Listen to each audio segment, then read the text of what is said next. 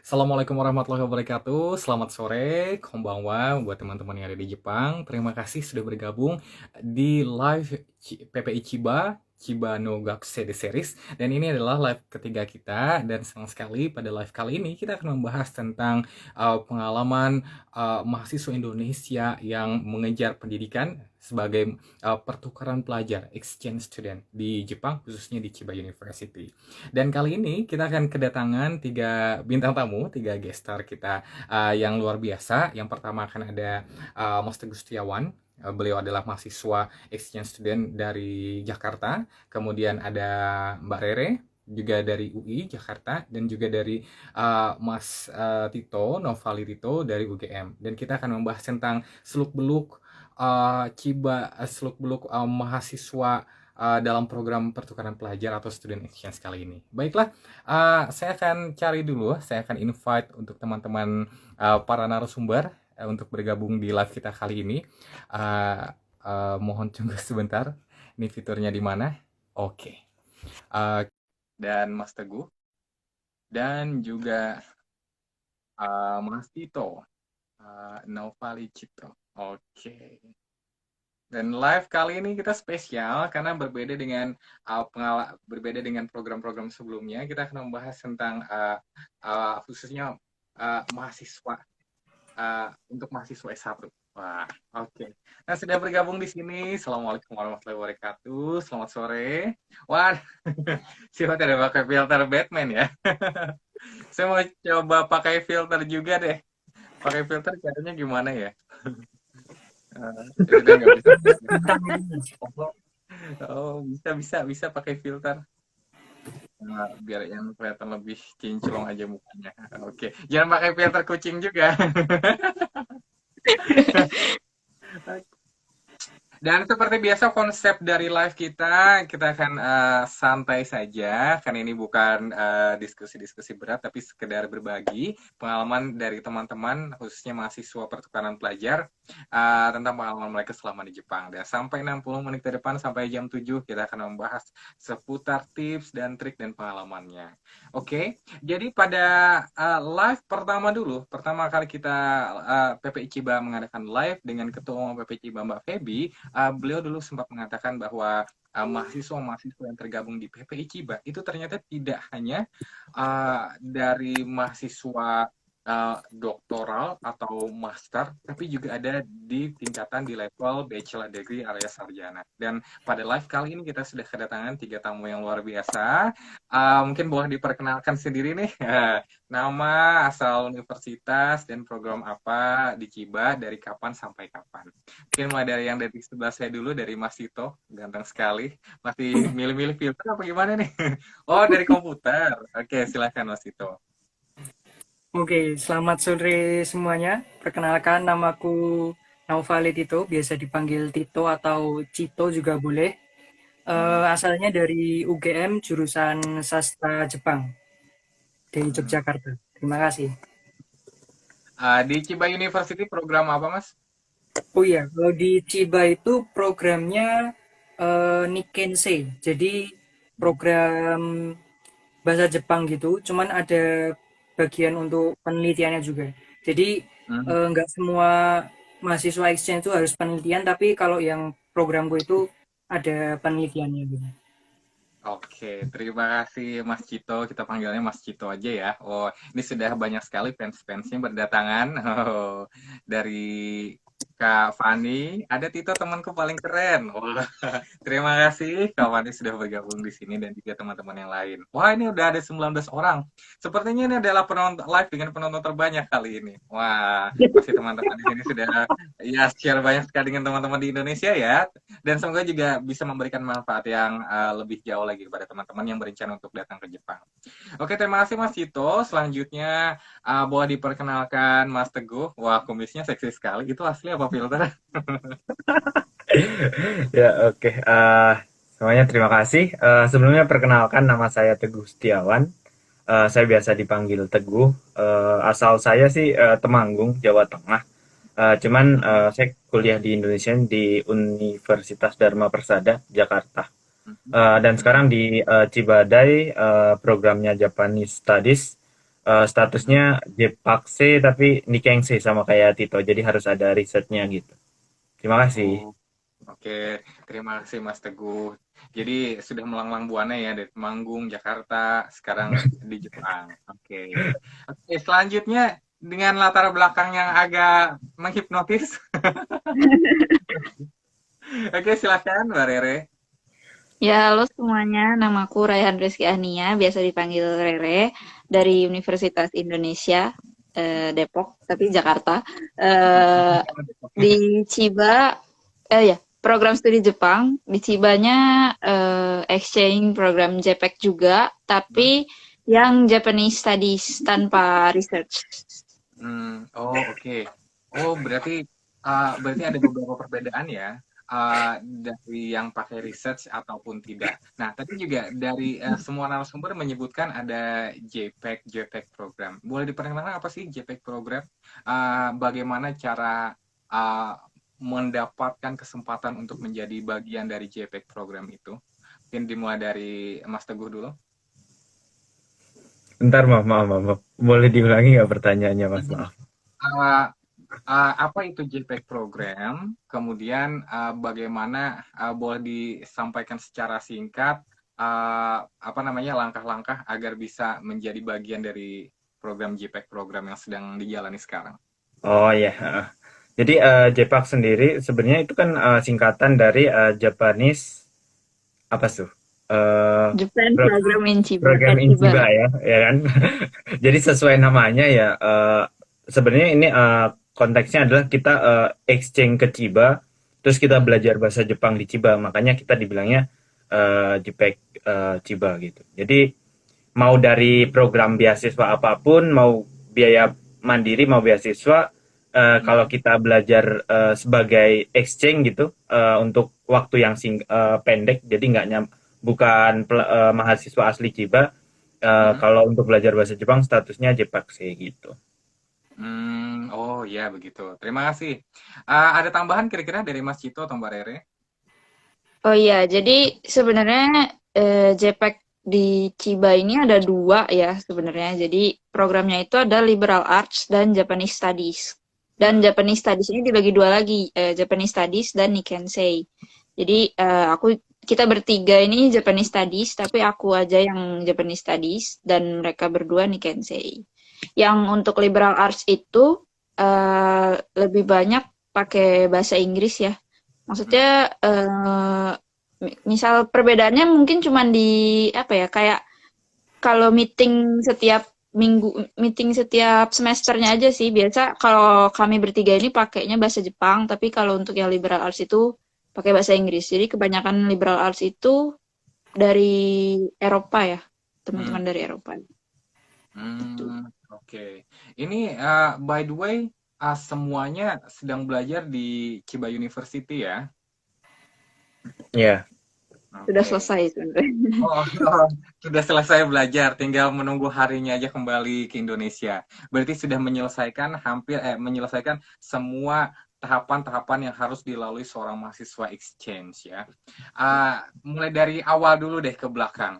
Ah, tahapan-tahapan yang dilalui agar bisa mendapatkan beasiswa. Ini by the way, ini sebelum kita lanjut, beasiswa program teman-teman yang sedang belajar di Chiba University ini mendapatkan beasiswa dari pemerintah atau dari pihak mana atau biaya pribadi nih belajar di Chiba University. Mulai dari Mas Tito dulu deh. Ya, kalau dari aku sendiri, program gue itu dari pemerintah Jepang namanya MAX itu. Untuk Mhm, jalurnya itu U to U atau University to University. Jadi mhm, kerjasama antara UGM sama Chiba University gitu. mhm. Kalau biaya sendiri kayaknya nggak bisa ke Jepang ya, mahal Oh, sekali. Apalagi dari ditambah karantina dan sebagainya. oh, dari program U2U ini ada berapa mahasiswa yang berangkat dari UGM ke Chiba University atau ke Jepang secara umum? Jadi kalau di UGM itu program U2U itu tiap universitas dikirimkan satu mahasiswa. Jadi nanti Oh, sistemnya itu mahasiswa yang terbaik itu nanti mendaftarkan diri. yang udah punya N2 terus ya yang nilainya bagus-bagus itulah. Itu nanti mendaftarkan diri terus diseleksi sama prodi, nanti dibikin peringkat dari 1 sampai berikutnya gitu seterusnya.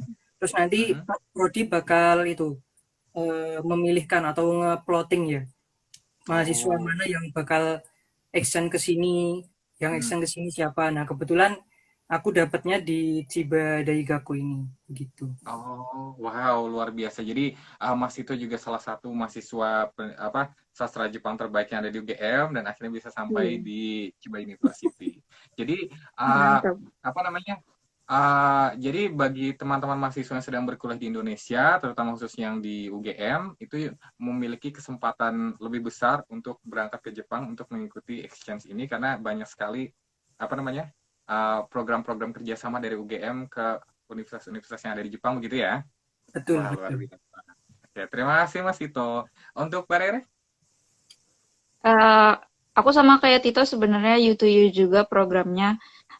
Tapi bedanya bukan beasiswanya bukan Max, tapi beasiswanya itu kalau UI Heiwa Nakajima. Jadi kebetulan apa ya, beasiswa Heiwa Nakajima ini tahun ke tahun sama UI itu bekerja samanya dengan Chiba University. Jadi selalu dipasangkannya secara kebetulan itu selalu ke Chiba Daigaku. Hmm. Jadi waktu sekitar akhir Januari 2021 senseiku ngasih penawaran untuk berangkat Ryugaku ke Chiba University. Karena waktu itu kebetulan apa ya, karena pandemi juga ya, jadi exchange itu berkurang banget penawarannya tuh jauh berkurang dari yang tahun sebelumnya. Biasanya UI itu ngirim hampir lebih dari 10 orang, tapi pas tahunku cuman sedikit banget.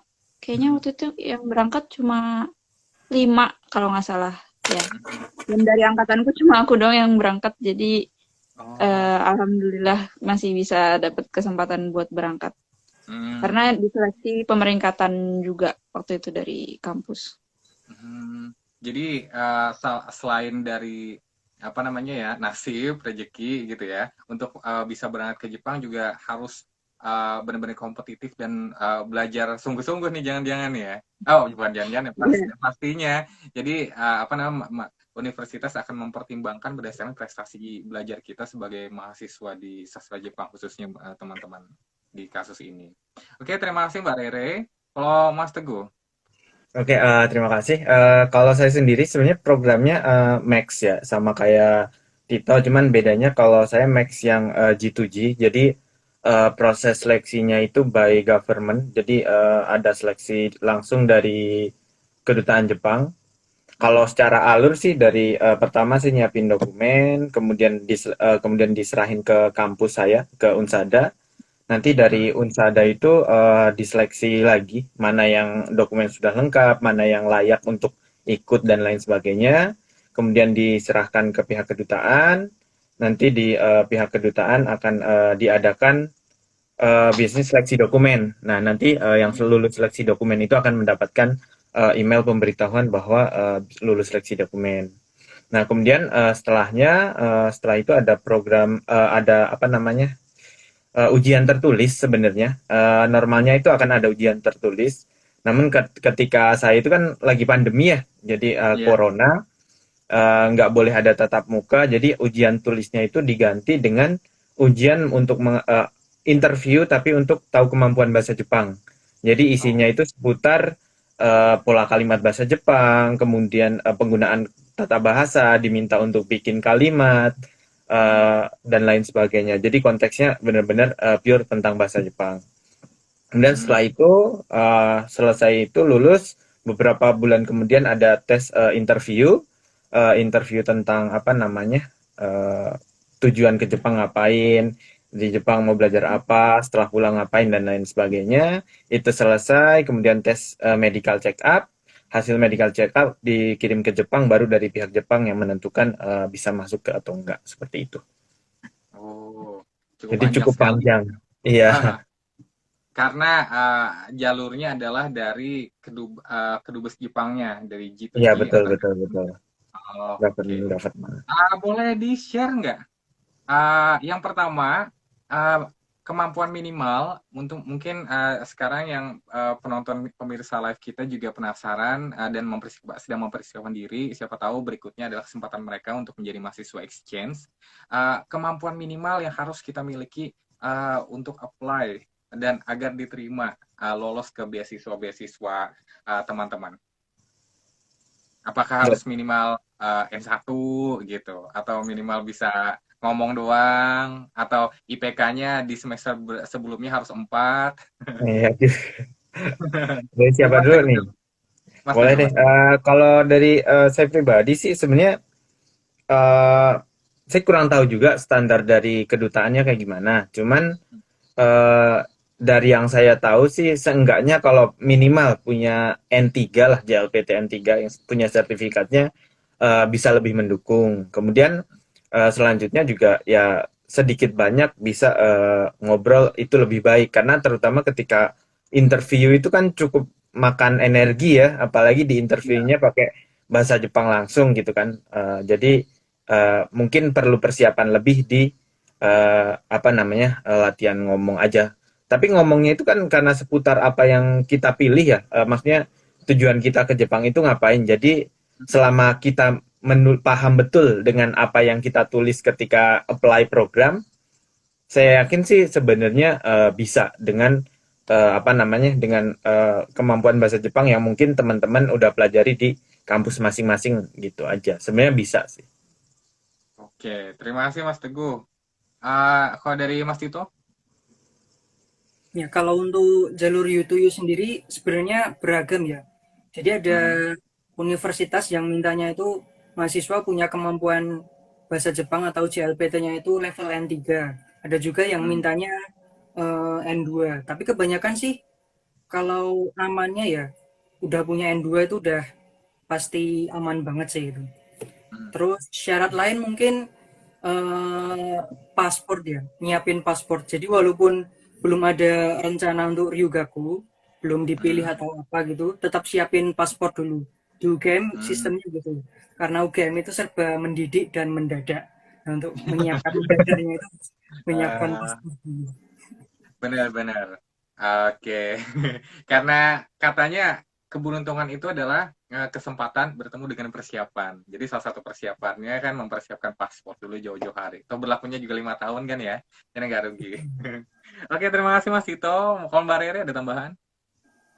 Iya, kalau U2U di UI itu mungkin teman-teman UI yang di sini mungkin udah sering disosialisasiin sama sensei juga. Untuk U2U itu apa? Kita lihat dari nilai dari semester 1 sampai semester 5. Jadi diperhatikan IPK-nya dari semester 1 sampai 5. Terus karena program studinya Jepang ya, jadi yang dilihat itu nilai bahasa Jepang. Hmm. Nah, tapi eh, kalau di UI itu programnya adalah kan yang masuk Japanese Studies ya. Cuman waktu tahun aku yang dapat N2 itu belum banyak karena terkendala pandemi juga. Jadi waktu itu senseiku ngasih semacam surat pengetahuan setara N2. Terus juga waktu itu aku masih sampai sekarang sih sebenarnya masih N4. Jadi sertifikat N4-nya juga dilampirin dan waktu itu akhirnya karena masih N4 dan kayaknya kurang nih, akhirnya sama sensei, ya udah Rere coba TOEFL juga gitu. Akhirnya aku nyiapin TOEFL juga waktu itu sekitar 2 minggu doang waktunya waktu itu. Akhirnya pakai TOEFL, sertifikat JLPT sama kemampuan setara N2 itu. Cuma kalau untuk apa ya, selain kan karena ada program liberal arts juga ya. Dan aku tahu di Chiba itu, di Chiba Daigaku juga teman-temanku beberapa ada yang bukan anak sastra Jepang. Yang liberal arts itu kebanyakan pakai bahasa Inggris dan dari jurusan lain juga bisa masuk. Jadi mungkin kalau yang liberal arts lebih ke TOEFL kali ya. Hmm. TOEFL atau IELTS juga gitu. Oke. Oh, terima kasih. Oh, jadi sebelum lupa nih. Jadi khususnya untuk di Chiba University, apakah hanya tersedia untuk mahasiswa jurusan sastra Jepang atau bahasa Jepang? Atau nih, misalkan saya dari jurusan teknik, saya ingin juga nih exchange ke Jepang, tapi saya nggak bisa bahasa Jepang. Apakah memungkinkan? Mungkin banget kalau menurutku soalnya apa ya? Kebetulan juga yang tahun kemarin teman kami bertiga juga ada dari yang di liberal arts itu ada yang jurusan apa ya dia orang Inggris jurusannya mungkin IT ya, bisa masuk juga waktu itu. Jadi dan bahasa Jepangnya juga ngambilnya level dasar bahasa Jepang dasar. Dan itu apa ya mulainya pakai bahasa Inggris sih dia bahasa pengantarnya lebih banyaknya. Karena Chiba juga nawarin kelas-kelas yang dengan bahasa pengantar bahasa Inggris. Karena kebetulan aku juga ngambilnya selain kelas bahasa Jepang ya, kelas-kelas dengan pengetahuan Jepang sekitar Jepang itu juga kebanyakan bahasa pengantarnya tuh bahasa Jepang dan bahasa Inggris. Jadi balance gitu loh. Jadi mungkin nggak ada hambatan walaupun nggak bisa bahasa Jepang. Wah, luar biasa. Ada tambahan, Mas Teguh? Nggak ada, Mas. Mas, Udah sangat lengkap ini dari Mas Tito dan Mbak Rere. Oke, jadi buat teman-teman pemirsa live PPI Chiba yang non mahasiswa sastra Jepang, jangan khawatir. Kalau memang berniat untuk mengikuti pertukaran mahasiswa ke Jepang selama 1 tahun, dapat beasiswa lagi, dapat duit, bisa jalan-jalan segala macam, jangan khawatir. Yang penting persiapkan dulu. Kalau bukan sastra Jepang, persiapkan bahasa Inggrisnya dan kemampuan akademiknya gitu ya. Oke, terima kasih. Sambil saya cek dulu apakah ada pertanyaan yang masuk buat teman-teman para pemirsa live PPI Chiba kali ini. Kalau ada yang ingin ditanyakan, boleh langsung tuliskan di kolom komentar atau di kolom pertanyaan. Nanti akan kita bacakan dan langsung dijawab sama narasumber kita. Oke. Oh, ini sudah ada beberapa yang masuk nih. Banyak sekali yang masuk. Mendidik dan mendadak, kata Mas Ihsan. Ini quote of the day ya. Mas Teguh kok kumisnya pindah ke alis? Bisa transfer. Sama Rere. Oh, Rere anak condet ternyata ya. Wah, ada ibunya nih. Ada Bu Hilman Drasa, anakku. Oh. Oke, oh dari Sekar LOL. Ciba ada Graduate School of Communication nggak, Kak? Ada nggak ya? Ada info? Wah, ada nggak tuh? Kurang paham kita nih. Mungkin bisa langsung dicek aja di websitenya Chiba University. Itu ada versi bahasa Jepang dan versi bahasa Inggris. Jadi di situ lebih bisa diandalkan kalau untuk jurusannya. Oke, jadi pengen Ryugaku. Ryugaku itu adalah mahasiswa exchange student ya, artinya ya. Oke. And then Mas Teguh mirip Taki Malik nggak sih? Hehehe, ya mirip. Diain aja. Dari kemarin dibilang itu diain aja. Gak nyangka Mas Teguh cukur kumis malah makin gondrong. Oh, keren-keren nih host dan narasumbernya. Oke, terima kasih. Oke, mari kita lanjut lagi ke pertanyaan berikutnya. Oh, selamat bergabung PPMY. Nah, saudara dekat kita dari sesama Jepang. Oke, kemudian kita sudah berkenalan dengan program exchange di Chiba University khususnya. Kemudian berkaitan dengan jadwal akademik. Kira-kira bisa dijelaskan secara umum seberapa seberapa padat atau seberapa sulitnya berkuliah di Jepang dan perbandingannya di Indonesia. Oke, dari Mas Teguh dulu. Oh, dari saya dulu nih. Oke, terima kasih.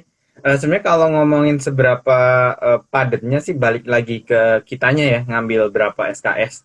Kalau saya pribadi sih, saya sangat longgar ya, karena dari untuk program yang riset ini, kita cuma diwajibin minimal ngambil 9 SKS.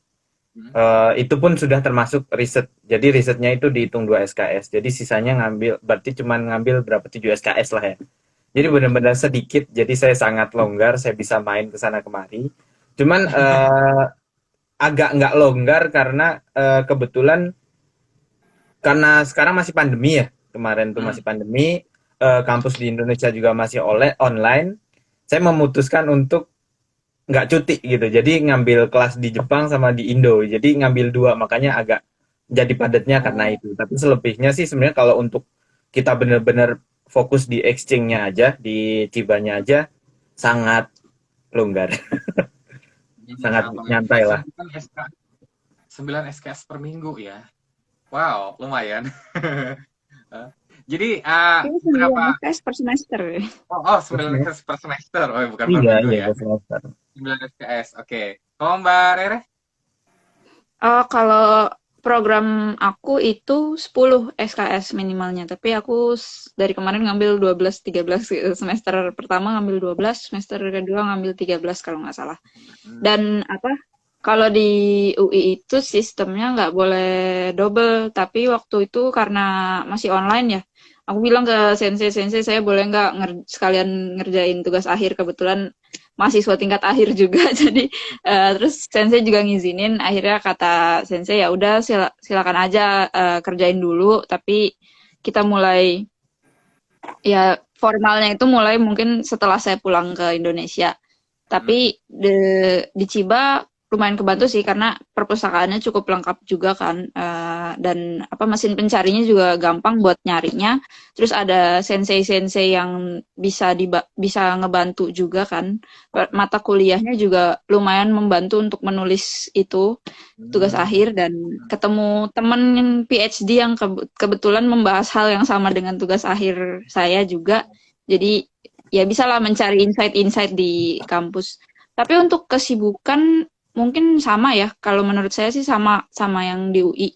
Cuma bedanya kalau misalnya di kampus saya itu di UI mungkin SKS-nya itu 3, ya beban SKS-nya 3 dan beratnya ya 3 SKS. Cuma kalau di Chiba ini 1 SKS berasa seperti 3 SKS karena kayak setiap minggu itu tugasnya ada gitu. Jadi ya lumayan menantang kalau menurut saya ya. Mungkin Tito ada pengalaman lain. Ya, silakan, mungkin ada tambahan Mas Tito.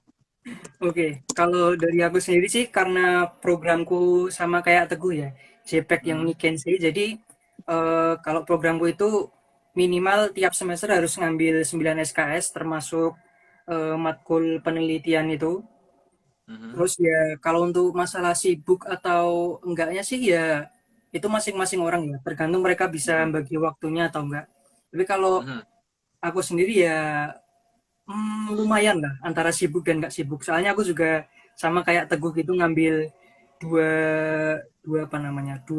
matkul gitu, satu di UGM, satu di Chiba University. Jadi karena yang di UGM kemarin juga masih sempat online, bisa diambil begitu. Jadi berkuliah di 2 tempat berbeda dalam waktu yang sama. Wah, luar biasa. Jadi ya, itu sebenarnya juga jadi problem juga tuh kemarin. Karena masa KRS-nya itu kan beda ya. Kalau nggak salah Chiba atau UGM duluan gitu kan. Ada yang lebih cepat gitu KRS-nya. Jadi waktu kita udah milih matkul ini, ternyata nanti sama yang di Chiba tabrakan gitu. Karena ada perbedaan selisih 2 jam itu kan. Itu juga harus dipertimbangkan sih. Oh iya, wow, luar biasa. Kemudian kira-kira boleh di-share 1 atau 2 nama mata kuliah yang menurut teman-teman sastra Jepang cukup menantang di Jepang dan perlu diantisipasi. Dari Mas Tito dulu. Iya, dari aku jelas yang paling menantang itu adalah matkul penelitian atau Tokubetsu Kenkyu namanya kalau di Chiba itu. Kalau kata Rene, matkul penelitian ini dapat mengurangi masa muda kita, dan itu ya sepertinya benar itu apa adanya karena cukup menyita waktu lah itu selama 1 tahun. Masa muda para mahasiswa tersita di depan laptop ya? Nggak cuma depan laptop sih, karena kalau penelitian itu kan kadang kita harus ada penelitian lapangan juga, dan kebetulan penelitian saya itu kan berkaitan dengan Kyudo di Jepang dan panan tradisional di Jogja namanya jemparingan. Jadi harus ada penelitian ke lapangan juga. Kemarin sempat penelitian ke klub panannya Chiba. Jadi yang menyita waktu mungkin bagian itunya. Mengambil data ke lapangannya ya. Oke, terima kasih Mas Tito. Mas Teguh? Kalau saya sendiri ya, dibilang mana yang menantang, ya mungkin bisa dibilang sama kayak Mas Tito ya. Riset itu karena sebelumnya juga belum pernah melakukan penelitian kayak gitu, jadi agak trouble dikit. Tapi kalau buat mata kuliah lain selain penelitian sih, balik lagi kita ngambil aman apa ngambil pusing gitu. Kalau model ngambil pusing ya pasti nyari mata kuliah yang emang di Indo nggak mungkin dapet kayak gitu. Tapi kalau saya pribadi ngambilnya jalur aman. Jadi yang enteng-enteng aja di otak gitu. Oh gitu ya. Iya, Oh, iya. terima kasih Mas Teguh. Kalau Mbak Rere? Eh, kalau aku kebetulan karena sistemnya dari Ciba ke UI itu nanti bakal ditransfer ya mata kuliahnya, jadi sebisa mungkin mencari mata kuliah yang ya walaupun beda tapi ada isinya dengan pengetahuan kejepangan. Karena aku kan prodi Jepang, jadi sebagian besar mata kuliah yang aku pilih itu tentang ada hubungannya dengan Jepang. Mungkin waktu itu aku ngambil mata kuliah yang di kampusku mungkin nggak ada ya, di UI nggak ada, itu tentang religion and society. Itu juga Mm-mm. bahas religion di Jepang dan di negara masing-masing. Itu menurutku menarik sih, cuman cukup menantang juga karena apa ya? Ngebahas religion itu kan yang biasa lah, kita bahas agama itu kan agak susah kalau dibahas sama ilmu pengetahuan. Jadi waktu itu cukup ini juga apa ya? Karena teman-teman di Jepang juga kan gak banyak yang mungkin paham tentang agama, dan agamanya mungkin ada beraneka ragam, ada yang Kristen, ada yang Islam, ada yang mungkin nggak memeluk agama apapun. Jadi menurut saya itu matkul yang paling menarik sih karena bisa sharing insight sama seluruh orang dari ya dari Jepang dan dari internasional gitu. Wow. Sebenarnya saya juga mau ambil mata kuliah yang ini nih semester depan. Tapi Nah, boleh bahasa boleh. Jepang pakai apa tuh? Jepang atau Eh, Inggris? dua Jepang dan Inggris. Jadi Oh, bisa pokoknya kita aman-aman. ganti bahasa ya. Inggris dulu, Iya, Jepang. Oke, luar iya. biasa. Oke, terima kasih. Selanjutnya, mari kita lanjut ke topik berikutnya. Oh ya, sebagai mahasiswa exchange, kira-kira kewajibannya apa sih? Yang tadi sudah Kewajiban. itu ya, ngambil mata kuliah 9 SKS. Kemudian ada tambahan lagi, misalkan harus mengikuti klub apa sih namanya, UKM. Kalau di Jepang apa namanya tuh? Ketsu Tokubetsu. Sakura. Apa Oh iya. circle? Atau harus mengikuti semacam klub seperti itu, atau misalkan memberikan laporan ke pemberi beasiswanya setiap bulan atau segala macam. Kira-kira ada tambahan selain mengikuti kuliah? Oh, oke. Mulai dari Mbak Rere lagi deh. Kalau ya kebetulan pihak beasiswaku itu nggak terlalu ribet ya, tapi mereka minta aku itu ngirimin update Mhm. 2 kali. Selama aku di sini tuh diminta 2 kali. Jadi kirimnya pakai surat gitu sih, nulis tangan itu apa keseharian yang udah dijalani pas di Jepang, terus mata kuliah apa aja yang udah diambil, terus mungkin apa ya, pengeluaran pengeluaran biaya yang udah dipakai gimana gitu. Tapi yang pertama kalau nggak salah kayak Jiko Shokai, semacam perkenalan gitu antara aku dan ke pihak beasiswanya. Dan cuma 2 kali doang waktu itu bikin laporannya. Jadi pihak Hewa nggak minta macam-macam sih, cuma minta itu aja kalau Hmm, kewajiban. oke, terima kasih Mbak Rere. Dari pemberi beasiswanya Hewajima ya? Hewa Nakajima. Oh, Hewan Nakajima. Oke. Kalau Mas Teguh, kira-kira ada Eh, kewajiban tambahan selain mengikuti kuliah? Kalau saya pribadi dari Max itu nggak ada kewajiban untuk apa laporan AIUEO ya. Cuman emang ada kewajiban untuk penelitian itu, makanya dari program JPEG-nya juga ada program apa namanya harus wajib ikut kelas penelitian dan kita bikin penelitian. Jadi nggak ada sih. Tapi saya dari kampus saya sendiri di Indonesia di Unsada itu karena apa namanya dari pihak prodi minta saya bikin kayak semacam laporan kegiatan lah di sini. Jadi ya udah saya bikin aja untuk laporan ke kampus aja. Tapi dari program beasiswanya sendiri nggak ada. Nggak ada ya? Oh, oke. Kalau Mas Tito? Ya, karena programku sama kayak Teguh, eh, yang memberi beasiswa itu dari Max, jadi emang kalau kewajibannya sebagai mahasiswa Max itu kita harus buat itu ya, penelitian. Jadi kita ngambil Mhm. matkul penelitian itu nanti berlangsungnya selama 1 tahun, dan kayaknya cuma itu sih tanggung jawab sebagai mahasiswa Max. Untuk Oke. lainnya kayaknya fokus untuk belajar bahasa Jepang aja. Setahu gitu. Oh, wah luar biasa. Jadi sudah bidangnya di sastra Jepang, bahasa Jepang, dan belajar langsung di negeri Jepangnya sendiri, insya Allah kemampuannya juga semakin meningkat ya. Tapi by the way, dari pihak kampus sendiri, maksudnya dari kampus Chiba University, itu ada memberikan fasilitas-fasilitas tambahan nggak untuk mahasiswa internasional dan mahasiswa exchange, terutama yang teman-teman alami? Misalkan ada pemberian apa ya, pemberian penunjukan tutor, misalkan yang selalu mendampingi kita untuk praktek dan segala macamnya gitu.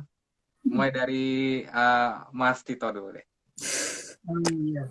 Kalau untuk tutor sendiri, ya dari Ciba kita dapat tutor. Jadi yang pertama itu tutor buat keseharian. Jadi waktu sebelum kita datang ke Jepang itu kita udah dikasih tutor.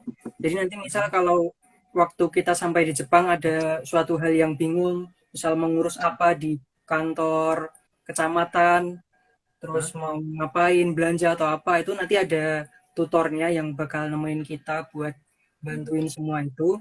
Terus ada tutor satu lagi itu buat tutor penelitian. Jadi biasanya itu mahasiswa tingkat S2 atau yang udah biasa ngelakuin penelitian gitulah ya. Bakal jadi tutor kita buat bantu kita nulis penelitiannya itu. Soalnya kan kalau penelitian dalam bahasa Jepang sama bahasa Indonesia itu kan beda ya. Kalau di Indonesia mungkin kita tahu skripsi itu yang berpuluh-puluh halaman gitu. Jadi kalau penelitian mungkin di Indonesia lebih panjang gitu halamannya, tapi kalau di Jepang itu lebih singkat gitu, 1 atau 2 halaman. Jadi kan itu emang juga tantangan tersendiri buat nulis penelitian dalam bahasa Jepang gitu. Dalam bahasa Jepang. Oke, terima kasih Mas Tito. Ada tambahan Mas Teguh? Cukup sih, karena kita kan programnya sama ya, untuk apa namanya, hal yang fasilitas kayak itu kita sama-sama di Chiba. Jadi secara fasilitas kita dapat tutor untuk kehidupan, untuk penelitian itu sama sih.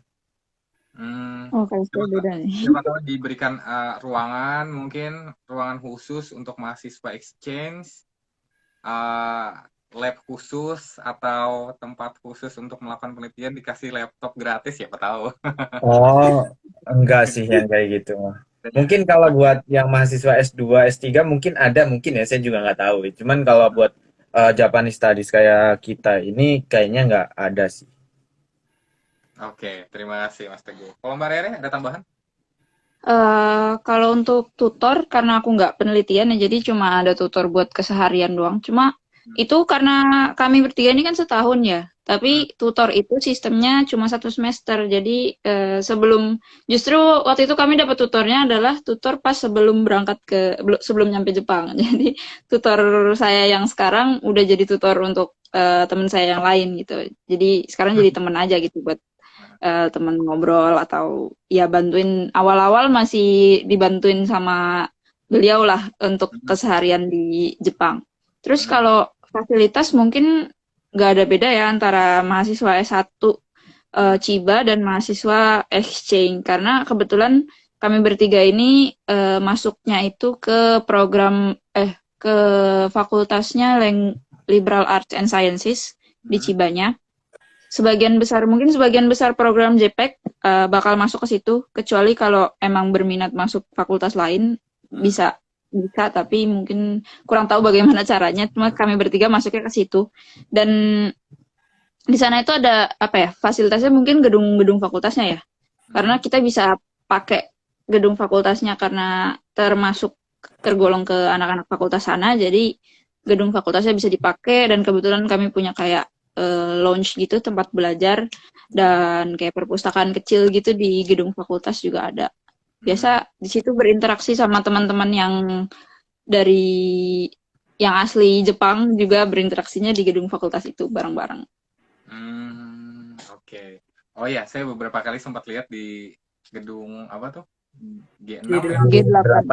G8. Oh ya, itu banyak sekali mahasiswa internasional juga yang sedang belajar di tempat itu. Selanjutnya mari kita bahas aktivitas di luar kampus. Kira-kira selain belajar, akademik, mata kuliah dan segala macam ke kampus, kegiatan apa sih yang diikuti oleh teman-teman exchange untuk memaksimalkan waktu selama 1 tahun di Jepang?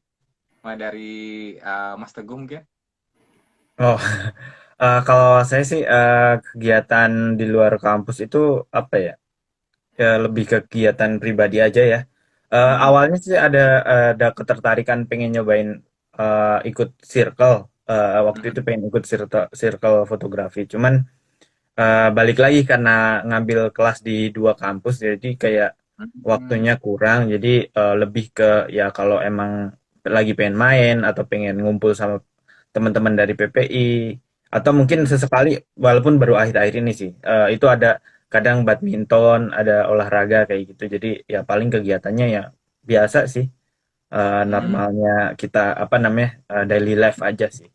Mm. Oh, oke. Jadi kalau ada waktu main berangkat gitu ya. Iya, Kalau waktunya kebanyakan main lah ya. pas lagi banyak PR gitu, fokus dulu nyelesain Iya, tugas-tugas. betul, betul, betul. Hmm. Karena tidak ada tuntutan untuk harus gabung di circle dan segala macam, karena itu opsional tergantung pilihan masing-masing. Betul, betul, Oke. betul. Kalau dari Mbak Rere, Kalau saya kebetulan sama ya karena kami bertiga berada di fakultas yang sama. Jadi kalau misalnya kumpul di gedung fakultas itu bareng-bareng hmm, ya kenalan sama teman-teman yang di gedung fakultas juga bareng-bareng. Jadi kegiatannya ya mungkin misalnya nih kita butuh belajar gitu kan bahasa Jepang mungkin JLPT gitu misalnya. Karena kebetulan punya teman-teman yang orang Jepang, jadi bisa lah minta bantuan sama mereka sedikit-sedikit untuk ajarin gitu. Atau ya ngobrol-ngobrol aja sih kita kadang sharing-sharing gitu. Kan beda budaya ya mungkin. Jadi benar. kita bisa saling sharing gitu loh gimana budaya di Indonesia itu gimana, budaya di Jepang gimana. Terus ada dari negara Eropa juga kan, dari Hmm, yang di Spanyol, ada di Jerman, juga di Cyprus dan segala macam. Jadi bisa saling sharing budaya. Terus kadang kalau weekend gitu kita biasa suka ini juga sih, kayak jalan-jalan ke museum atau ya cuman sekedar makan-makan aja gitu atau keliling-keliling taman ke Tokyo gitu. Yang deket-deket aja gitu. Terus ya. sempat jauh juga sih wisata sampai ke wilayah Kansai juga gitu. Oh, nanti kita akan tanyakan setelah ini ya. Kalau Mas Tito ada tambahan Ya, saya aktivitas? setuju sama Mas Teguh sama Mbak Rere juga. Jadi emang Hmm, salah satu cara memaksimalkan kesempatan kita ketika Ryugaku itu adalah menjalin networking, menambah teman-teman baik dari orang Jepang atau teman-teman orang luar negeri itu sendiri. hmm, Karena dengan kita menambah teman tuh secara tidak langsung kita bakal belajar bahasa mereka, belajar budaya mereka dan sebagainya. Pokoknya itu hal yang paling seru kalau selama Ryugaku. Lalu yang hmm, kedua itu karena kita sebagai penerima beasiswa dan kita juga menerima uang ya. Itu hmm, kalau sensei saya, ini saya selalu diwanti-wanti sama sensei saya di UGM sebelum berangkat Ryugaku itu. Jadi gunakanlah uang Ryugaku itu untuk membeli pengalaman, bukan membeli barang-barang elektronik atau barang-barang lain yang kurang berguna gitulah. Jadi kan biasanya kalau orang ke Jepang itu kan biasanya tergiur oleh barang-barang elektronik yang murah-murah gitu ya. Nah, itu ya. kalau bisa jangan digunakan untuk itu kalau barang kalian masih bagus, tapi gunakanlah untuk membeli pengalaman. Sebenarnya saya Hmm, punya cita-cita ini untuk pergi ke cafe, cafe yang pelayan-pelayan itu. Nah, cuman harus coba, coba. iya, tapi karena kemarin saya dilarang oleh pacar saya ke sana, jadi cita-cita saya sudah hangus itu, sudah pupus. Oh, itu menyenangkan tapi mahal. Sekali seumur hidup cukup. Dan itu tidak akan mempengaruhi hubungan kok. Kita nggak melakukan apa-apa di Maid Cafe, cuma minum dan menyaksikan atraksi-atraksi dari para pelayannya yang berpakaian ala-ala pelayan Eropa. Saya sudah coba di Akihabara. Oh, ternyata hostnya sudah berpengalaman. Sudah Oh iya, pengalaman. Dan banyak sekali kafe bertema-tema selain maid cafe, ada kafe kucing, kafe anjing, kafe babi, dan segala macam gitu. Eh, tapi saya merasa tertampar juga nih, karena saya banyak menggunakan uangnya untuk belanja-belanja. Apalagi sebentar lagi iPhone 14 kan keluar ya di Jepang ya. Waduh, udah planning nih. Wah, oke. By the way, selama 1 tahun berkuliah di Jepang, kira-kira untuk teman-teman yang selanjutnya juga yang akan datang ke Jepang, kira-kira ada kesempatan untuk bekerja nggak sih? atau pekerja paruh waktu part time atau arubaito di Jepang sebagai mahasiswa exchange? Siapa Ah, dulu nih? Boleh. siapa dulu? Oh ya, Silahkan silakan dulu. Mas Teguh. Siapa nih? Saya. Oh ya, ada Mbak Rere, silakan. Oke, sebenarnya kalau dari Chiba itu mereka dari pihak kampus ada tulisannya jangan baito dulu kalau belum terbiasa gitu. Jadi mungkin di semester atau di termin pertama itu kayaknya baito itu tidak begitu disarankan ya sama kampus. Jadi disuruh fokus dulu untuk mengadaptasikan diri sama Jepang. Cuma kalau misalnya mungkin udah terbiasa sekitar 3 bulan itu mungkin bisa konsultasi sama kampus atau enggak juga nggak apa-apa kayaknya langsung bisa ikut baito juga gitu. Cuma kalau untuk amannya sih lebih baik konsultasi sama dosen yang megang kita di kampus juga sih kalau untuk ya perizinan dan segala macam. Tapi kalau baitonya mungkin nggak mengganggu aktivitas akademik ya tidak apa-apa mungkin. Ada pengalaman Mbak itu selama di Jepang? Oh enggak, karena kebetulan baru sampai ke sini bulan Maret dan pulang Agustus mungkin saya mikir kayak mau baito tuh pendek waktunya dan apa namanya kegiatan akademik juga kelas juga dari Senin sampai Jumat itu full kan. Jadi kayaknya nggak bisa bagi waktu jadi ya udah deh baitonya Fokus nggak belajar usah dulu dulu. gitu ya. Mm-mm. Oke. Kalau Mas Teguh? Oh, oke. Kalau saya sendiri sih baito itu saya juga sempat baito juga. Dan emang sebenarnya dari kayak yang tadi dibilang sama Mbak Rere juga bahwa kalau belum terbiasa sebaiknya jangan. Cuman karena kalau saya pribadi satu baito yang saya ambil nggak makan jam kuliah, maksudnya nggak mengganggu waktu kuliah. Udah gitu bener-bener jamnya itu apa ya apa yang mau saya ambil aja gitu. Jadi bukan baito yang harus rutin hari A B C D gitu. Cuman ini benar-benar baito yang apa namanya kalau mau ngambil ya ambil kalau enggak gitu. Mhm. Jadi model baito yang kayak gitu. Jadi saya sih waktu itu main baito aja dan ketika bilang ke sensei pun sensei nggak masalah. Sensei cuman bilang ya udah kalau emang baito silahkan isi formulir pengajuan baito terus sampaikan ke pihak kampus untuk jaga-jaga kalau ada apa-apa gitu doang sih. Oh, oke. Dan kita Gitu. juga tetap harus lapor ya kalau kita berencana untuk Ya, kerja paruh waktu. Pak. betul betul. Oke. Sebenarnya lapor lebih baik, betul. Oke, terima kasih. Ada tambahan Mas Tito? Ya, kalau untuk mahasiswa Max itu sendiri sebenarnya nggak dilarang untuk baito, cuman tidak disarankan aja karena fokus kita di sini itu kan untuk belajar dan seperti kata Mbak Rere tadi, emang jadwal kuliahnya itu udah padat dari Senin sampai Jumat gitu ya. Jadi tidak Hmm. disarankan untuk baito, tapi kalau bagi teman-teman yang merasa bisa mampu membagi waktunya, baito juga nggak masalah gitu. Kalau aku sendiri sih nggak menjalankan baito atau kerja paruh waktu, cuman kemarin beberapa waktu itu sempat kerja freelance buat Mhm. nerjemahin CV dari Mhm. kerjanya itu dapat dari temennya Rere gitu, nerjemahin Hmm. CV sebagai freelance sama dapat kerjaan juga dari temennya Teguh gitu. Jadi bukan baito tapi Hmm. lebih ke freelance sih. Oke, kapan ada waktu boleh diambil gitu ya. Iya, betul. Oke. Ah, by the way, selama 1 tahun di Jepang, sudah jalan-jalan kemana aja nih? Kotanya gitu, berapa lama? Mulai dari Mas Tito dulu deh. Ya kalau jalan-jalan paling jauh kemarin kita bertiga sama teman-teman fakultas juga itu sempat ke daerah Kansai, di daerah Hmm.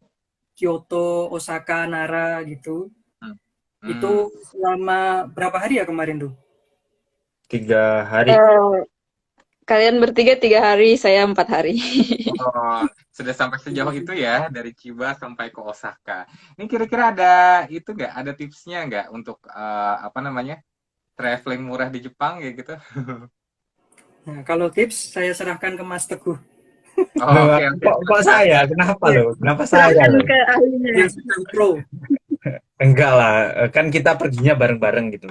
Mhm. Jadi Mhm. sebenarnya kalau kalau main sih sangat disarankan harus punya planning dulu sih. Mhm. Balik lagi emang planning itu penting kalau buat Meskipun buat teman-teman yang emang mungkin kayak modelnya, nggak perlu di planning, pergi aja ntar nyampe sono juga pasti ada aja tempat yang dituju gitu. Hmm. Cuman kalau kayak gitu itu cukup makan biaya. Jadi kemarin saya sebenarnya modelnya yang kayak gitu, tapi karena kita banyakkan waktu itu, jadi kita bener-bener nge-planning tujuan kita mau kemana aja gitu. Mhm. Jadi setelah di planning, kita nentuin alat transportasinya. Nah, karena ini jaraknya jauh ya, kalau mau murah sangat disarankan pakai bis malam, karena waktu itu dari Osaka sampai Chiba itu cuman 2.500 sampai 3.000-an itu udah sekali jalan. Jadi benar-benar murah. Tapi kalau mau mewah ya silahkan coba naik Shinkansen yang Mhm. tempat duduknya itu kita bisa milih. Itu lumayan juga sekali jalan itu udah Ichiban Goseng berarti sekitar 1,67 lah ya. Oh, Ya itu jadi mahal kalau ya. kalau mau ini ya kalau mau mewah, cuman kalau mau ngirit ya pakai bis malam. Mhm. Terus apa namanya ketika di lokasi sananya juga eh, buat tempat penginapannya juga mungkin Mas Hafiz juga udah tahu kayak Airbnb. Mhm. Jadi kalau kita banyakan gitu, terus kita patungan, kita nyewa semacam satu rumah gitu dengan fasilitas yang lengkap, ada dapur, ada kamar mandi, tempat Mhm. tidur yang nyaman, listrik bisa pakai sepuasnya kayak gitu. Itu biasanya lebih murah. Kemarin aja kita 2 malam itu di Airbnb cuman satu orang paling 2.500-an lah, nggak nyampe malahan. Hmm. Bener-bener murah. Jadi kalau mau murah ya saran banyak perginya banyakan terus pakai Airbnb. Bareng ya, Gitu. di semalam. Cari Iya, juga promo-promo gitu ya. promo-promo bener. Nah, terus atau kalau emang apa namanya nggak terlalu jauh ya, misal kayak dari Chiba ke Tokyo kan sebenarnya deket kan. Nah, Hmm. misal pengen keliling-keliling Tokyo aja nih naik kereta atau keliling daerah lain lah pakai kereta. Hmm. Kita bisa pakai apa namanya tiket Seisung Juhachi Kipu namanya. Atau kalau orang yang udah pada tinggal di sini bilangnya Juhachi Kipu aja gitu. Nah itu Hmm. harganya sekitar Ichimang Niseng lebih dikit lah, sekitar 1.300.000-an. Itu buat 5 hari dan apa namanya asalkan naik JR, naik kereta yang Japan Railway itu kemana aja pakai itu udah free lah ya, tinggal masuk aja gitu. Hmm. Dan selain itu juga, misal kita rombongan nih berlima, nah bisa tuh Hmm. pakai satu tiket itu buat berlima dipakai sehari gitu juga bisa. Jadi bener-bener eh, cukup menghemat budget kalau pengen keliling-keliling naik kereta bisa pakai itu. Atau mungkin dulu saya pernah diajarin sama Mas Hafiz juga Hmm. naik yang apa sih Tokyo Cikatetsu ya? Metro Tokyo Metro ya, Tokyo Metro Pass itu bisa sehari berapa waktu itu ya Mas ya? 600 yen. Iya, tuh Ya. 600 yen bisa dipakai sehari asalkan naik keretanya Metro, Tokyo Metro itu Hmm. benar-benar bisa full keliling Tokyo dengan cukup 600 yen atau sekitar ya 70 ribuan rupiah lah. Ah, Kurang lebih kalau gitu di sih. musim liburan kayak gini, ini kan Natsuyasumi ya, Iya. musim panas ya. Liburan musim panas itu ada namanya Nonbiri Suika something apa gitu. Oh ya. Itu jangkauannya lebih luas dari semua lokal lokal station, mulai dari misalkan dari Inagi Station sampai ke Yokohama dan segala macam, itu cuma 2.600 24 jam. Tuh. Jadi kalau misalkan itu lebih murah, jauh lebih murah daripada kita ngetap setiap stasiun. Oh Ada mirip-mirip, berarti tambahan? mirip kayak itu ya, mirip kayak Juhachi Kippu juga gitu ya, tapi versi Iya, sehari gitu ya. benar, versi 24 jam. Oh, Ada mantep tambahan, juga. Mbak Rere? Apa ya? Kayaknya nggak ada deh, udah lengkap. Karena kebetulan kalau kita jalan-jalan pasti bertiga Sering itu pasti sepaket. Jadi sering kali apa barengan ya juga. pengalaman Pengalamannya jadi mirip-mirip kita nih. koneksi satu sama lain ya. Oke, ini ada Iya. juga beberapa pertanyaan yang masuk dari apa namanya dari cerita yang sudah diposting oleh PPI Ciba sebelumnya. Dari Kak Alfa, apakah ada ekspektasi tertentu saat sebelum mulai exchange? Apakah keberjalanan exchange sesuai ekspektasi? Jika tidak, apa yang berbeda? Ini pertanyaan dari Doktoral The Grey. Ya, Berat, ekspektasi. berat. Ya. Silahkan yang Dari berekspektasi. pengunjung Anda. Dan ekspektasi sebelum sebelum berangkat ke Jepang pengennya sih begini begini begini, sudah sampai di Jepang lah kok gini gitu. Ada nggak sih mengalami semacam kayak gitu? Dari Rere dulu. Ekspektasi kayaknya nggak ada. Mungkin ekspektasi pengennya sih bisa menjelajahi wilayah Jepang lebih banyak lagi ya, tapi ternyata waktunya nggak cukup, jadi cuman bisa sampai Kansai, ya Saitama dan sekitarnya. Hmm. Tapi apa ya, kalau untuk mungkin yang kita tahu di apa ya di sosial media gitu, orang Jepang itu pemalu atau orang Jepang itu disiplin dan segala macam. Cuma kebetulan kami kami pas join exchange ini dapat teman-teman orang Jepang yang cukup terbuka dan cukup liberal gitu. Jadi eh, sangat mudah untuk berteman itulah dengan teman-teman orang Jepang dan sangat terbantu sama mereka juga. Jadi mungkin itu ya perbedaannya, kayak awalnya oh ternyata orang Jepang gak semuanya yang pemalu gitu loh. Ternyata ada juga orang Jepang yang bisa diajak apa ya saling berteman, terus saling terbuka satu sama lain gitulah. Jadi nggak semuanya yang ada di internet itu kayak orang Jepang tuh pemalu, disiplin dan segala macam. Ya nggak gitu juga. Mereka kadang butuh waktu bersantai juga gitu. Oke, terima kasih Mbak Rere. Kalau Mas Ito? Kalau dari aku yang nggak sesuai ekspektasi itu mungkin dari biaya hidupnya ya.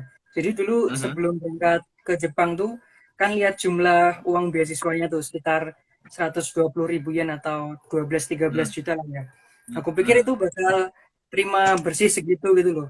Tapi ternyata setelah Hmm. sampai sini banyak biaya-biaya yang harus dibayarkan kayak sewa asrama, terus asuransi Hmm. ini itu dan sebagainya Iya gitu. benar. Dan akhirnya terima bersih ya sekitar cuma 80 ribuan lah mungkin per bulan. Jadi mungkin agak beratnya itu aja sih sebagai mahasiswa exchange. Kalau di awal sama di akhir juga mungkin bakal banyak biaya yang harus dibayarkan gitu.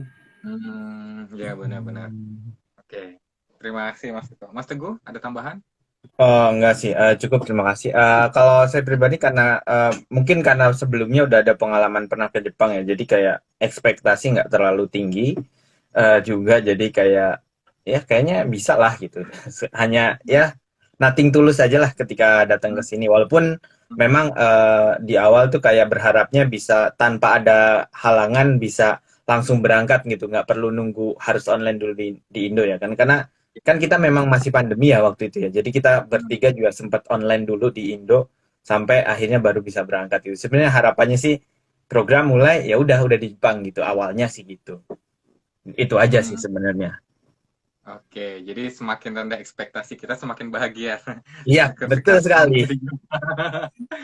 Oke, terima kasih. Kemudian pertanyaan selanjutnya, ini by the way kita sudah mendekati 60 menit. Biasanya apa namanya live Instagram akan otomatis mati setelah 60 menit. Jadi siapa tahu ketika kita asik-asik ngobrol mati, artinya waktu kita sudah usai.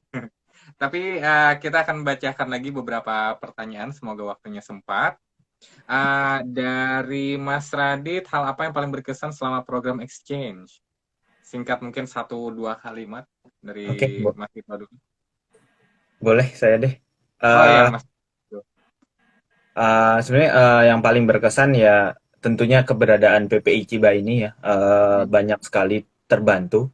Saya Hmm. punya keluarga baru di sini, saya datang langsung disambut, kemudian dibantu melengkapi kebutuhan rumah tangga ya kayak perlu rice cooker, perlu apa namanya cari alat rumah tangga, dapur, kemudian perlu sepeda dikasih pinjem dan lain sebagainya. Jadi benar-benar saya menemukan keluarga baru disambut dengan hangat oleh PPI Chiba.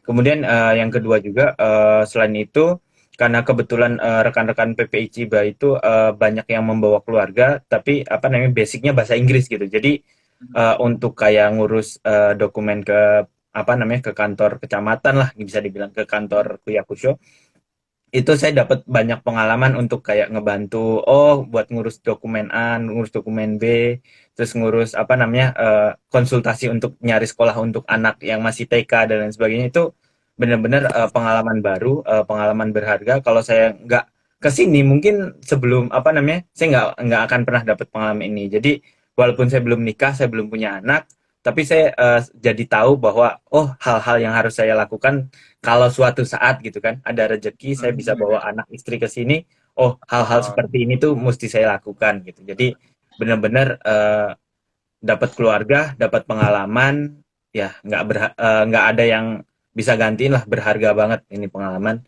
selama Ya. exchange di sini. Oke, jadi Bapak Kebel. Bapak kabel. Oke, terima kasih Teguh. Kamu Mbak Rere? Kalau saya ini sebenarnya bukan menarik sih, ini agak menyebalkan sebenarnya. Pas begitu saya nyampe ke Jepang itu, waktu karantina saya harusnya udah selesai, tapi ternyata saya positif COVID. Jadi itu eh, pengalaman yang cukup menarik sih ya. Jadi karena di Indonesia saya sempat COVID juga, jadi bisa ngebandingin tuh gimana Jepang dan Indonesia menangani kasus COVID. Jadi waktu itu saya sempat kayak dibawa dulu ke rumah sakit, terus dipindahin fasilitas karantinanya dari karantina sampai ke Jepang dan jadi dipindahin ke karantina khusus positif gitu. Jadi sistemnya bisa itu. Dan kebetulan waktu itu saya kasus pertama ya di Chiba Daigaku juga. Jadi kayaknya sih kampus juga agak kaget gitu ke mahasiswa internasional ada yang baru datang dan tiba-tiba positif gitu. Dan di situ juga alhamdulillah saya dapat bantuan juga dari teman-teman PPI, dari Profesor Josafat juga waktu itu. Ya kalau nggak ada waktu itu kalau nggak ada teman-teman PPI mungkin ya sangat membantu lah pokoknya PPI. Ya. Dan yang sisanya ya yang menarik adalah bertemu orang-orang dari berbagai dunia, berbagai belahan dunia, terus ketemu teman-teman PPI kan juga dari beragam daerah juga kan. Jadi belajar banyak banget sih di exchange ini juga. Belajar tentang Indonesia, belajar tentang internasional juga. Bahkan belajar menurut saya juga belajar tentang Islam sih karena di sini juga ada Chiba Islamic Cultural Center itu juga ada orang-orang Islam dari berbagai penjuru dunia juga kan dan saling sharing juga mungkin karena di Indonesia mayoritasnya Muslim dan begitu saya sampai ke Jepang Muslim itu minoritas jadi apa ya lebih ternyata tuh Islam tuh begini gitu saya juga belajar banyak juga itu ternyata gitu sih jadi pengalaman-pengalamannya menurut saya semuanya sangat berkesan. Terima kasih Mbak Rere. Selanjutnya Mas Vito. Ya, kalau dari aku selain pengalaman di PPI seperti yang Mas Teguh dan Mbak Rere katakan, itu sangat berkesan karena di PPI saya juga dapat lungsuran sepeda. Coba kalau saya Nah, nggak gabung di PPI, mungkin saya nggak dapat sepeda dan nggak bisa jalan-jalan kemana-mana. Ya, itu pengalaman yang berkesan. Lalu yang kedua itu mungkin yang paling kerasa bagi saya itu adalah pengalaman LDR ya. Jadi ini pertama kalinya saya melakukan hubungan LDR dan itu terasa sangat berat gitu. Dan emang benar kata orang-orang, LDR itu hanya untuk orang-orang kuat. Semangat pejuang oh, LDR. biar kamu saja ya, aku nggak mau. Oke, itu ya banyak sekali pengalaman-pengalaman yang didapatkan. Oh, mungkin pertanyaan terakhir yang akan saya bacakan. Kesalahan fatal apa saja yang biasa dilakukan mahasiswa Indonesia saat kuliah di Chiba? Mungkin salah satu aja perwakilan, berhubung waktu kita terbatas. Kesalahan fatal yang biasa dilakukan mahasiswa Indonesia ketika berkuliah di Chiba. Mungkin nggak lihat budget kali ya kalau mau belanja karena ya seperti yang Tito katakan tadi kita dapat beasiswa itu 120.000 yen cuma itu tuh sebenarnya agak terbatas gitu jadi apa ya kalau misalnya ini jangan terlalu foya-foya lah karena kalau foya-foya ntar di akhir bulan tuh agak mepet-mepet gimana gitu. Nah, di sini pegang kartu kredit, jadi tinggal gesek gitu. Tahu-tahu sebanyak ini bayarnya. Oke, menarik sekali obrolan kita hari ini. Sayang sekali waktu kita terbatas sama 1 jam. Tapi semoga dalam 1 jam ini dengan pertanyaan-pertanyaan dan jawaban yang disampaikan oleh para bintang tamu kita pada hari ini itu akan menjawab keresahan dan kegelisahan, rasa penasaran dari teman-teman Indonesia khususnya yang ingin melanjutkan pendidikan ke Jepang khususnya pada program student exchange atau pertukaran mahasiswa. Saya ucapkan terima kasih kepada para narasumber kali ini, Mas Tito di sebelah kanan saya, Mas Tito, Mas Teguh, terima kasih, dan Mbak Rere, terima kasih sudah bersedia membagikan pengalaman-pengalaman pada live PPI Chiba no Gakuse kali ini. Oke, untuk teman-teman yang masih ada pertanyaan jangan khawatir. Nanti setelah ini kita akan simpan videonya, kita akan posting di timeline kita dan kalau masih ada pertanyaan boleh nanti nanti langsung dituliskan di kolom komentar. Siapa tahu nanti teman-teman para narasumber dan yang lain bisa bantu untuk menjawabnya. Atau kalau misalkan mau DM, boleh nanti admin PP Ciba akan sigap untuk membalas pertanyaan-pertanyaan yang berhubungan dengan kehidupan mahasiswa di Universitas Chiba dan di Chiba Prefecture di Jepang. Oke, akhirnya saya undur diri, teman-teman undur diri. Terima kasih banyak. Salam maaf. Selamat apa nih? Selamat malam. Assalamualaikum warahmatullahi wabarakatuh. Waalaikumsalam Terima warahmatullahi kasih. wabarakatuh. Waalaikumsalam. Bye bye. Yuhu. Bye bye.